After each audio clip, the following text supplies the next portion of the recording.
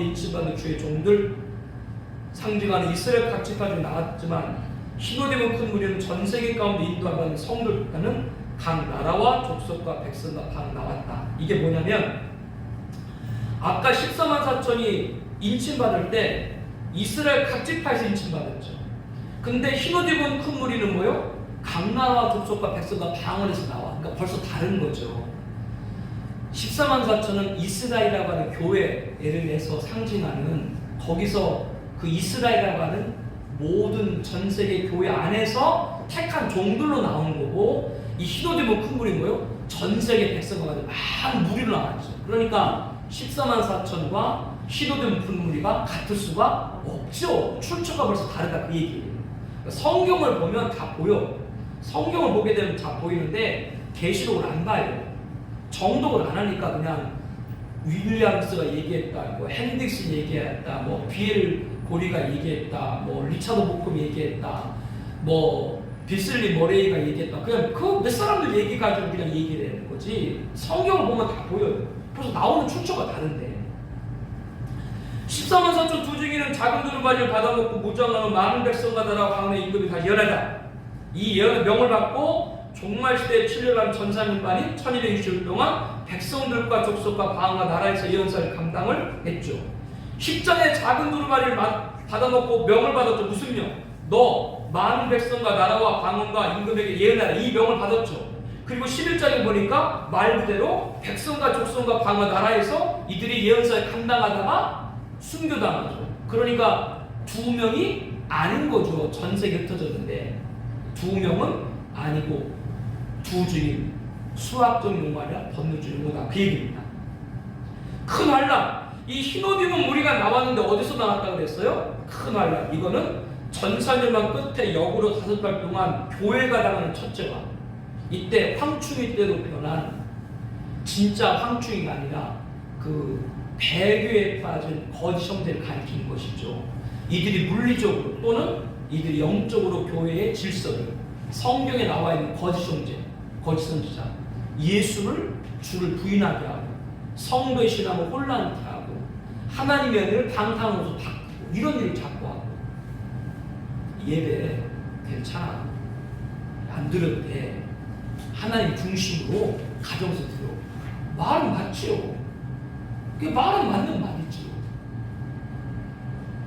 처음에 그렇게 말하신 목사님들은 다시 예배 회복하기 어렵죠. 처음에 자기가 그렇게 말하고 교회 문 닫았는데 자기 입으로 성도に다시 오라고 말하죠? 없죠. 지금 청라에 몇 군데는 심각합니다. 자기가 처음에는 그분 인기 끌었어요. 청라에 홈페이지 있거든요. 5만 명 가입된 카페가 있거든요. 그 교회가 막 일본 떴어. 이런 교회가 돼야 된다고. 교회가 이렇게 방역에 솔선해서 교회 문 닫아야 이런 교회가 돼야 된다. 이게 좋은 교회라고. 근데 처음에 목사님이 그 얘기를 탁 해놨으니까 다시 성도 오라고 말해요. 못해요. 아이고 참 이런 일이에요. 이렇게 한순간에 잘못된 일들이 그분이 나는 고의로 그렇게 했다고 안 봐요. 처음에는 잘하려고 그렇게 하셨다고 하고. 근데 이것이 여기서 뭐가 기준이 되냐면 내가 잘못을 할 수 있어요. 사람이니까. 잘못을 했으면 잘못했다고 인정을 하고 제가 잘못했습니다, 공정예를 회복해야 됩니다 라고 얘기하면 되는데 이걸 아니면 그대로 가버리면 이게 거짓 형제, 거짓 선지자가 될 수 있다. 그 얘기인 거예요. 여기서 마지막 때 갈리는 것이죠. 그렇기 때문에 종말의 사명자를 얘기하는 것이고, 이럴 때 그런 영적인 혼란 가운데 이 흰옷 입은 큰 무리는 누구를 따랐기 때문에 14만 4천을 따랐기 때문에 그 배교에 빠지지 않은 거예요. 그래서 이들을 뭐라 그래요? 큰 환란에서 나왔다. 이 큰 환란은 육적인 환란, 무슨 예수님 믿고 그 고통받고, 얼마 전에 어떤 지인이 저한테 카톡으로 한 영상을 보내주셨는데 나이지리아에 있는 어떤 목사님과 성도님들이 어려움을 당한 게 진짜인지 출처는 모르겠는데 진짜 사람들을 그 심하게 모질게 구탄을 하고 웅덩이 같은 데를 파가지고 세 사람을 거기다 집어넣고 나뭇가지 같은 걸 베가지고 거기서 바로 화형을 시키는 거예요. 그게 이제 그 출처가 맞는지는 모르겠어요. 이러한 육적인 것만 큰 환란이 아니라 큰 환란을 했을 때는 방금 말한 배교가 판치는 세상에서 진리를 지키는 이거를 큰 환란에서 건져놨다. 얘 같이 봐야 돼요. 어쩌면 그게 더 무섭지. 육적인 환란은 눈에 보이니까 알지. 근데 영적인 환란은 이 배교는 자기도 모르게 예배? 그냥 뭐 이렇게 되는 거 아니야? 이러다 그냥 세상 넘어가 버리는 거야. 그래서 바이든 케네디 얘기했죠. 세속주의, 교회로 들어온 이런 현상들. 여기서 이긴 자들이 바로 큰 환란, 신호디모 큰 무리다. 누구를 통해서? 14만 4천 종말의 산녀를 통해서. 이게 지금 강조되는 겁니다. 신호디모 큰 무리 손에 뭐 들었어요? 종료가지. 종료가지는 뭐예요? 승리 상징. 이들이 뭐예요? 첫째와 교회 안에 미혹된 배교 음료교회에도 영적으로 이긴 걸 상징하는 거죠. 종료가지를 들었다. 신호디모 큰 무리가 서 있는 보좌 앞과 어린 양 앞에 그들이 하나님 보좌 앞과 있고 그 성전에 밤낮 하나님을 섬겼다. 후살일반 적그리스도의 핍박과 시름 중에서 하나님 예비처의 모습을 15절에 보여주고 있습니다. 거기 밑에 설명을 읽어보시고 102쪽에 2번 보겠습니다. 나비죠 그러면. 밑에 붉은 글씨 있죠? 예. 그거는 제자형이 없어요. 이게 인도자형인데 있는 거. 이거는 그 여러분들이 인도할 때 설명하라고 제가 써놓은 거예요. 설명을 하시라고. 네. 답은 그럼 어떻게? 여기 답은 다 맞는 거지. 맞. 예, 사실은 문제들 대부분이 이게 답이 딱 있는 게 사실은 이거를 설명하기 위해서 문항을 만든 거예요. 사실은. 네. 이거 표시가 없는 건 다 맞는 거로 보시면 되는 거예요. 혹시나 모르고 내 있어도 밥 사는가 보다. 잘 지적하셨는데 맞네요. 그러네. 네, 맞네요. 그러네. 진짜. 문제는 고르라고 해놨으니까 맞네요. 예, 맞아요. 네. 14만 4천 두 증인이 전자년 동안 예언 사역으로 신호디모 큰 무리가 신부단장하는 가장 적절한 말씀이 열천의 비유다. 아시죠? 예, 마지막 때 진리를 사수할 성도와 배교파의 성도를 가장 비유로 설명하기 좋은 것이 열처녀. 슬기로운 다섯처녀, 미련한 다섯처녀. 거기 분명히 보게 되면 마태복음의 19장에 보게 되면 밤중이라고 나와요. 밤중의 소리. 이것은 종말과 연관을 지을 수밖에 없죠. 그리고 세상 끝이라는 표현을 같이 볼 수 있습니다. 14만 4천이 외쳐요. 뭐라고 외쳐? 이 마태복음과 비교를 하는 거예요. 연결하는 거예요. 뭐라고 외쳐요? 보라 신랑이다. 아직 오라. 예수님 오실 때 가까웠다. 너 거짓 신랑 따르면 안 된다. 적을 따르지 마. 이렇게 이제 외치는 거예요. 그걸 마태복음과 연결하면 밤중에 신랑이 오다. 이렇게 설명하셨다 그 말이에요. 이거를 듣고 따르라. 회개하고 신부 단정하라. 슬기로운 다섯처녀는 등을 준비했죠. 이 등은 회개로 나타나고 큰 무리가 입은 신옥과 연결될 수 있어요. 즉 슬기로운 다섯처녀가 준비한 등은 계시록 7장에 나와 있는 9절에 나와 있는데요. 신옥과 같이 연결할 수 있다라고 하는 겁니다. 이 경종을 듣고 슬기 있는 처녀들은 다 일어나 등을 준비했죠. 여러분 슬기로운 다섯처녀도 잤어요 안 잤어요? 똑같이 그들도 졸았어요. 근데 소리 듣고 깨었어요. 종말의 메시지 전에도 안 들어. 이게 참 가슴 아파요. 이게 어떻게 보면은 내가 이 사역을 제가 하는데 자 여러분 오셔서 너무 감사하고 어떨 때 내가 허공을 보고 얘기하는 것 같아요. 여러분을 보고 얘기하는 것이 아니라 주변에 아무도 알아주는 사람 있잖아요. 도대체 이거를 내가 허공에 보고 하는구나 막 이런 회의가 막 나도 모르게 밀려올 때 있어요. 그렇기 때문에 이제 기도줄을 끊지 않는데 결국 기도가 뒷받침이 돼야 되는 것이고요. 슬기로운 다섯처녀도 미련한 다섯처녀도 졸면 잔 건 똑같아요. 다 잔 거야 그들도. 근데 슬기로운 다섯처녀는 보라 신랑이다 그 말이 깨었던 것처럼 마지막 때 신앙생활하는 모습이 구분 없이 보이지만 마지막 때 진리를 사수할 성도들은 말씀을 듣고 깨어요. 저는 부정적으로 안 봐요. 보자. 지금 목사님들이 대부분 다 부천년이시고 적그리스도 오늘 얘기했습니다만 상징으로 보고 단 이게 인정하지 않잖아요. 도대체 이렇게 되다가 한국 목사님 어떻게 될까 이런 시각을 갖는데 저는 부정적으로 보지 않아요. 왜? 앞으로 시간이 가면 갈수록 목사님도 많이 깨일 거다라고 그렇게 긍정적으로 봐요. 밤중에 소리가 이 말을 듣는 목사님도 자꾸 생기는 것이죠. 저 그렇게 긍정적으로 봐요.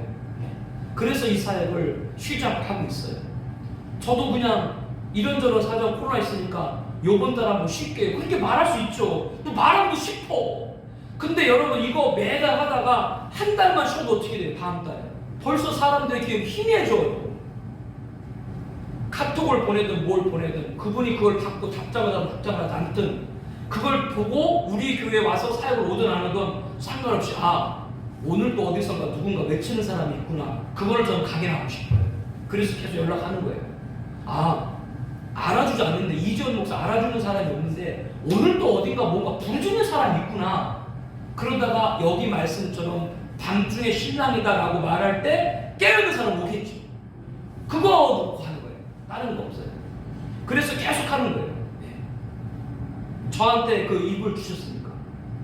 그리고 제가 암만 이런저런 말을 해도 저를 잡아가는 사람 없잖아요. 왜? 무명의 목사니까 아예 상대도 안 하려고 해.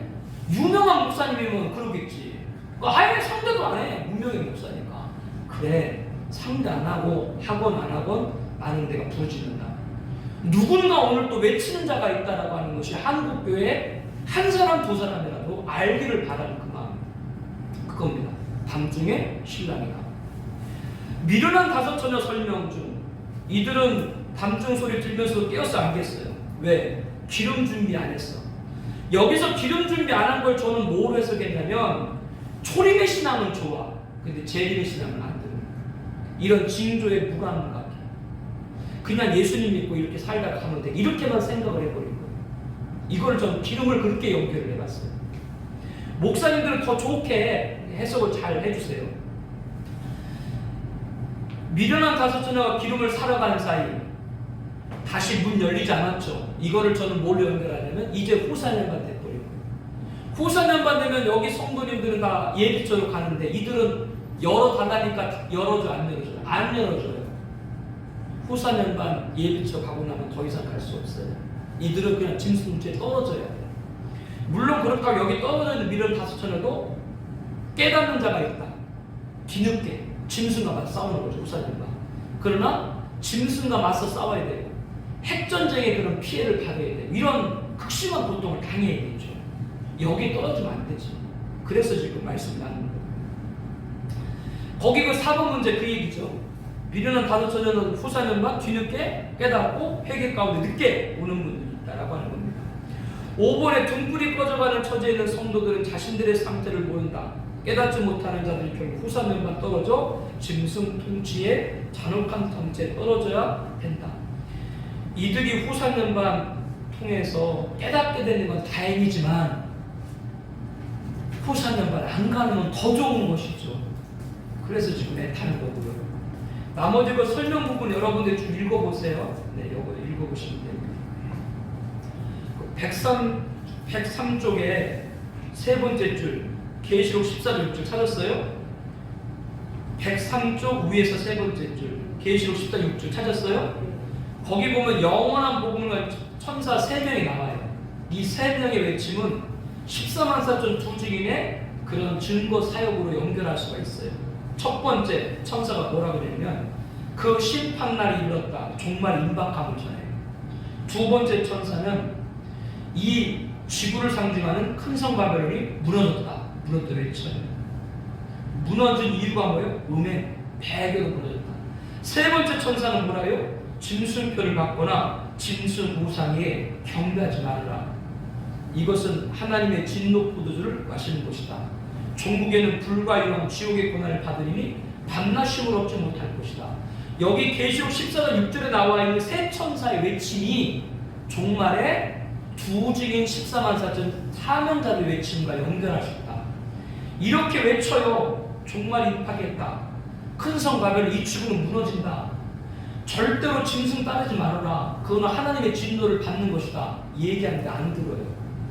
이 지구가 왜 멸망해? 여기가 천국이 되는데 이게 무천년주 얘기예요. 누가 성경과 반하는지 모르겠어요. 여기 분명히 무너진다고 말하는데 무천년은 무너지는 게 아니라 다 영적이다라고 얘기해요. 하나님이 이 지구를 왜 무너뜨리라는데 무천년 그렇게 얘기해요. 이 세상이 그냥 좋은 나라가 된다고 얘기해요. 그게 천국이라고 얘기해요.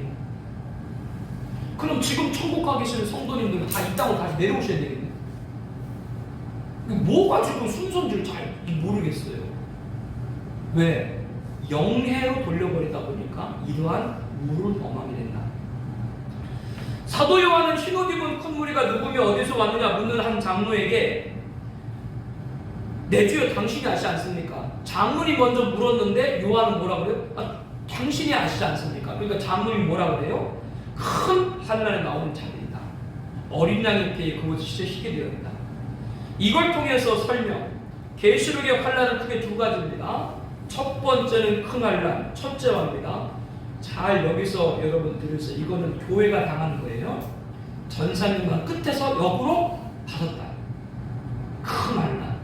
성경에 말하는 환난은 크게 두 가지. 방금 말씀드린 전산년만 끝에서 역으로 다섯다니까 누구도 당해요. 교회가 집중도 당해요. 이번에 이 큰 환난은 뭐예요? 성격이? 성도들은 사람 말 따르지 말고 배교에 빠지지 말고 거짓 선지자 책동에 휘말리지 말고 적을 수용하지 말아야 된다. 죽도록 충성 생명을 받아야 된다. 그런데 지금 우리 성도님들 가운데는 성도님들 다 그렇다는 거 아닌데 성도님들 가운데는 목사의 강단 메시지를 들어요. 정부의 문자 메시지를 들어요. 정부에서 문자 메시지로 예배 비대면입니다 하면은 나와요 안 나와요? 목사가 강단서 준 거예요. 안 들어요. 사람 말 따르는 거죠. 안 나와도 나오라고 말도 못해. 지금. 그리고 이게 큰 환난이고 또 하나는 뭐냐면 이거는 후사면만 들을 환난인데 이게 대환난. 자, 큰 환난이나 대환난 똑같은 환난인데 구분을 하기 위해서 환난이 두 가지다. 전사년만 끝에서 역으로 5달 동안 당할 걸 큰 환난이라 친다. 이거는 어떤 거라 했어요? 교회가 당할 환난, 배교. 후 3년만 들어서 당하는 건 대환난이다. 이거는 불신자 또 성도 가운데 배교에서 떨어진 자들 그리고 유대인들 이들이 당하는 것이 바로 대환난이다. 그래서 환난은 두 가지입니다. 큰 환난은 전사년반 끝에서 역으로 5달 동안 교회가 당하는 겁니다. 그리고 대환난은 바로 후 3년반 당하는 겁니다. 이때 어떤 일이 있어요? 둘째와 유브라데 전쟁, 핵전쟁이 있고 그 다음에 셋째와 7대접이 쏟아지는 이것이 바로 후 3년반의 대환난입니다. 여기서 건진받은 자들 전 4년반 큰 환난에서 건진받아 나오고 후 4년반 대환난을 받지 않는 것이죠. 그래서 이들을 큰 환난에 나온 자들이다. 장로님이 그렇게 대답했다. 누가? 흰옷 입은 큰 무리가. 그렇기 때문에 이것은 14만 4천이 아닌 거예요. 이들은 14만 4천은 죽죠. 그렇죠? 14만 4천은 여기로 들어온 게 아니라 예비처로 들어온 게 아니지. 다 죽임당했지. 그러니까 벌써 달라요. 14만 4천하고. 그들은 죽었다고 성경에 나오는데 그들은 어디 가서 죽어서 천사에 가 있다고 나오잖아요. 성도들은 예비처로 가 있는 것이고 벌써 그 처음에 나온 출처도 다르고 나중에 나가는 것도 다 달라요. 그러니까 같은 존재가 아니다. 이걸 성경을 보면 명확한 거예요. 5번에 후 3년만 있을 대환란의 성도는 하나님의 권능에서 예비처로 인도한답니다. 예비처로 어떻게 가는 건 몰라요. 그건 어떻게 가는 건 몰라요. 그건 하나님이 정하신 것이고 예비처의 장소도 어딘지 몰라요. 제 주변에 괌에 가 계신 분이 있고 제 주변에 제주도에 가 계신 분이 있고 그래요. 왜? 그분들은 여기에 있는 예비처를 그렇게 생각을 합니다. 그분들이 그 무지한 분들이 아니에요. 대학 교수예요. 지금 괌에 가 있는 분은 대학 교수가. 성경을 잘못 보면 그렇게 되는 거예요. 하나님이 예비처를 준비했고 그 예비처를 지금 알게 하면 서로 거기로 가려 혼란이 있겠지. 그건 하나님 일하시는 방법이 아니세요. 예. 하나님 우리들에게 알려줘가지고 혼란될 건 알려주지를 않으셨어요. 이게 성경적인 자세거든요. 그 기준을 자꾸 잃어버리니까 가요. 이 예비처에 가는 건 다른 것이 아니라 전사년만 끝나고 후사년만 시작되면서 무슨 전쟁을 해요? 핵 전쟁이 일어나기 때문에 여기서 보호를 받아야 돼요. 그리고 후사년만은 누가 통치해요? 핵 전쟁 후 극심한 신랑난에서 짐승표를 받아야 매매할 수 있는데 그 표를 받으면 짐승 매매 표면서 짐승이 자기를 통제하는 거예요. 그렇기 때문에 여기에서 성도님을 두면 안 되기 때문에 예비처에 두는 거예요. 그래서 예비처에 두는 거예요. 그 얘기입니다. 104쪽에 2번 후 4년간 불신자와 미혹에 빠진 성도들은 대환란에 떨어지게 되고 신부단장한 흰옷 입은 큰 무리는 예비처로 인도함마다 시험의 때를 면하게 된다. 그래서 성경에 나와 있는 시험의 때를 면하게 된다라고 말하는 것이 바로 이때다라고 하는 겁니다. 여기 예비처에 나와 있는 계시록 7장 15절부터 17절까지 예비처의 생활을 어떤 분들은 천국으로 봐요. 근데 제가 여기 잘 읽어드릴게 보세요. 예비처를 천국의 삶으로 보는 경우가 있다. 그러나 천상에서 삶을 장막에서 다시 죽이지 않고 목마르지 않으며 해의 뜨거움에 상함받지 않다. 계시록 7장 15절부터 17절까지는 어떻게 설명하고 있어요? 장막에 산다. 다시 죽이지 않는다. 목마르지 않는다. 해의 뜨거움을 받지 않는다. 여러분 이게 천국의 생활로 보여요? 이 지상의 생활로 보여요? 여러분이 볼 때 이거는 계시록 21장과 비교해보면 이건 천국 아니에요. 비슷하게 보이는데 가만히 보면 천국이 해 뜨거운 거 정도 면하는 정도가 천국이에요? 아니지. 이거는 지상에서 그런 해라든가 이런 걸 피해를 받지 않는다는 표현으로 보는 것이 맞지. 이 15절과 17절을 천국으로 본다. 그거는 여러분들이랑 성경 봐보세요. 계시록 7장 15절 17절에 나와 있는 그 생활의 모습이 계시록 21장 22장에 나와 있는 천국의 모습 같은. 그건 여러분들이 성경을 비교해 보세요. 이거는 그 아니고 천국이 목마르는 거 정도 면하는 정도예요? 아니죠. 네. 큰 환난에서 나오는 자들인데 어린 양의 피에 고소시에 희게 됐다. 예비처 들어갈 성도 신부들 말하고 있습니다. 그들이 하나님의 보좌 앞에 있고 또 그의 성전에 밤낮 하나님을 섬긴다. 지상교회가 하나님 앞에 모여 밤낮 기도하고 헌신하는 것은 예비처의 모습이죠. 교회가 환난의 날에 하나님께 간구할 때 하나님께서는 그들의 장막을 치셨다. 이 장막은 천국이 아니라 대환난에서 보호해줄 예비처를 이 장막을 쳤다라고 그렇게 말씀하고 있는 것이다. 이거는 여러분들이 성경을 비교해서 잘 보세요. 천국으로 보시는 건 어쩔 수 없어요. 제가 볼 때 거기는 천국 아니에요. 장례 식장 설교 많이 했네요. 네? 장례 식장 설교를 많이 했고 그 이걸로도 많이 인용도 하기도 하죠. 7장에 나와 있는 거를 갖고더니 간접도 인용도 하긴 하는데 21장, 22장과 비교해보면 같지 않아요. 비슷하지만 같지 않습니다. 6번 다음 예비처 생활에 대한 설명도 바르자는 것은 그들이 다시 죽이지도 않는다. 후사들만은 핵전쟁이죠. 세계가 황폐하죠. 사람들은 뭐를 받아요? 짐승의 피를 받아 먹고 사는데 이 예비처에 있는 사람들은 먹을 거 줄이지 않는다. 한 예인데 그 터키의 갑바도기에 대빙국에 가보신 분들 있으시죠? 참 희한한 게 손으로 파도 파여요. 그런데 굳으면 시멘트처럼 딱딱해요. 그 안에 피했는데 신앙 때문에 먹을 게 없잖아요. 그 문헌에 보게 되면 비둘기들이 와서 거기서 똥을 먹어. 근데 비둘기들이 이렇게 뭐 풀이나 씨를 먹을 거 아니에요. 그 씨가 배설 그 씨에서 그 씨를 갖다가 그 심어가지고 거기서 곡식을 먹고 이런 일. 하나님이 개입을 하시는 것이죠. 그 예비처 다른 데는 핵전쟁으로 패였는데 어떻게 살까? 그건 우리 생각이지. 한 예를 또 들게 되면은 엘리야를 예를 들 수가 있는데 아합한테 비 안 올 거다라고 이렇게 막 악담을 한 거죠. 피해 있죠. 근데 피해 있는데 여러분이 잘 아는 것처럼 거기서 하나님께서 보내셔가지고 먹게 하는 까마귀통을 먹게 하는 거 여러분 다 아시죠. 그러니까 하나님 비상한 방법 개입을 하시는 것이죠.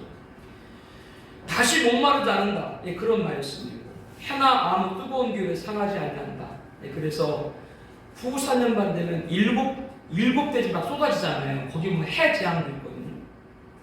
지금 폭염 때문에 사람들이 고생하는데 이걸 자꾸 실감을 사람들이 안 가요. 이때 해가 건세받아 사람들이 불로 태움을 당한다. 이런 얘기를 사람들이 자꾸 실감을 하지 않는데 그래서 2003년 예를 들어드렸죠. 서유럽에서 폭염으로 죽은 사람이 35,000명이에요. 유럽에서요. 지금 해마다 우리나라나 서구이나 다른 나라에서 폭염으로 죽는 사람 얼마인지 알아요? 이렇게 지금 우리 눈으로 보이게도 폭염을 주는데 마지막 때 그 해 재앙으로 뜨거워서 죽는다. 이런 말을 사람들이 실감을 안 해요. 지금 폭풍이나 산불로